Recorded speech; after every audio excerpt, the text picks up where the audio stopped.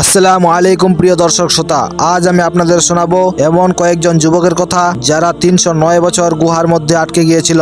এই গুহাবাসীদের কথা কোরআনের সূরা কাহাফে উল্লেখ করানো রয়েছে। সূরা কাহাফের গুহাবাসীদের ঘটনা কোরআনের অন্যতম উল্লেখযোগ্য ও শিক্ষণীয় কাহিনী। এটি মূলত কয়েকজন যুবকের গল্প যারা আল্লাহর প্রতি ঈমান রেখে তাদের ঈমান বাঁচাতে গুহায় আশ্রয় নেয়। আসুন এবার ঘটনাটি বিস্তারিতভাবে আমরা আলোচনা করি।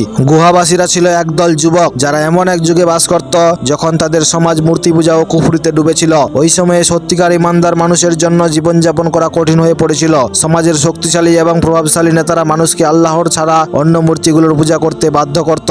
এমন পরিস্থিতিতে এই যুবকরা সিদ্ধান্ত নিলেন যে তারা তাদের ঈমান রক্ষা করবেন এবং আল্লাহ ছাড়া আর কাউকে উপাসনা করবেন না। কিন্তু সমাজের মানুষ তাদের এই সিদ্ধান্ত ক্ষুব্ধ হয় এবং তাদের উপর অত্যাচার করতে শুরু করে। অবশেষে এই যুবকরা নিরুপায় হয়ে সমাজ থেকে পালিয়ে নিরাপদ আশ্রয়ের সন্ধানে বের হলেন। আল্লাহ তাদের ঈমানের পরীক্ষার জন্য তাদের সামনে একটি গুহার পথ খুলে দিলেন। তারা সেই গুহায় আশ্রয় নিলেন এবং সেখানে প্রার্থনা করলেন। তাদের দোয়া ছিল, পক্ষ হতে রহমত দান করো এবং আমাদের কাজের সঠিক পথ দেখিয়ে দাও। সূরা কাহাফের 10 নম্বর আয়াত। মহান আল্লাহ তাআলা তাদের দোয়া কবুল করলেন এবং তাদের উপর এক অলৌকিক অবস্থা ঘটালেন। আল্লাহ তাদের কয়েক শতাব্দী ধরে নিদ্রায় রাখলেন। তারা দীর্ঘ ৩০৯ বছর গুহায় ঘুমিয়েছিল। এ সময় আল্লাহ তাদের দেহ রক্ষা করেছিলেন এবং গুহার পরিবেশও তাদের জন্য উপযুক্ত রেখেছিলেন। সূর্যের আলো এমনভাবে গুহায় প্রবেশ করত যে তারা তাদের শরীরে কোনো ক্ষতি করত না। এমনকি আল্লাহ তাদের ঘুমন্ত অবস্থায় এদিক ওদিক ফিরিয়ে রাখতেন যেন তাদের দেহ জমে না যায়। ৩০৯ বছর পর আল্লাহ তাদের ঘুম থেকে জাগিয়ে তুললেন। তারা বুঝতেই পারলেন না যে দীর্ঘ সময় কেটে গেছে। তারা মনে করছিল হয়তো কয়েক ঘন্টা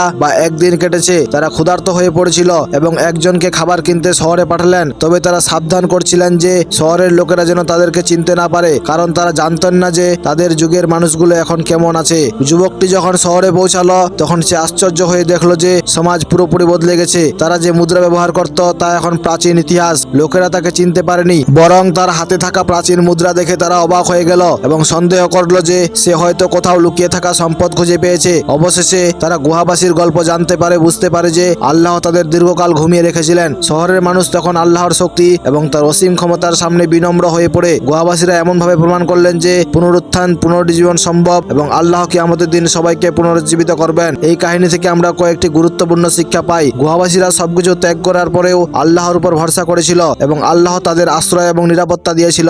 আল্লাহ এই ঘটনা দিয়ে প্রমাণ করেছেন যে মানুষ মৃত্যুর পরেও পুনরায় জীবিত হবে। গুহাবাসীদের দীর্ঘ ঘুম আসলে মৃত্যুর একটি প্রতীক, যা আখিরাতের পুনরুত্থানের একটি ইঙ্গিত করে। আল্লাহ সময়ের নিয়ন্ত্রণে আছেন এবং তিনি মানুষের জন্য সময়কে দীর্ঘ বা সংক্ষিপ্ত করতে পারেন। এই ঘটনা আমাদের মনে করিয়ে দেয় যে সময় আসলে আল্লাহর ইচ্ছার অধীন। এই গল্পে যুবকের সাহসিকতা এবং তাদের ঈমানের শক্তি চমৎকারভাবে ফুটে উঠেছে। তারা আল্লাহর পথে সমস্ত বাধা অতিক্রম করে গুহায় আশ্রয় নিয়েছিল এবং শেষ পর্যন্ত আল্লাহ তাদেরকে রক্ষা করেছিল। গুহাবাসীদের ঘটনা আমাদের জন্য একটি বড় শিক্ষা। কুরআনের সূরা কাহাফে এই কাহিনী মুসলিমদের জন্য একটি প্রেরণা এবং দীক্ষার উৎস, যেখানে আল্লাহ আমাদের শিখিয়েছেন কিভাবে কঠিন পরিস্থিতিতেও ঈমান ধরে রাখতে হয়। এটি একদিকে আল্লাহর ক্ষমতা, অপরদিকে ঈমানদারদের প্রতি আল্লাহর রহমতের এক অসাধারণ উদাহরণ। এইভাবে গুহাবাসীদের কাহিনী আমাদের জীবনে চলার পথে ঈমান ও ধৈর্যের এক অনন্য উদাহরণ হিসেবে কাজ করে।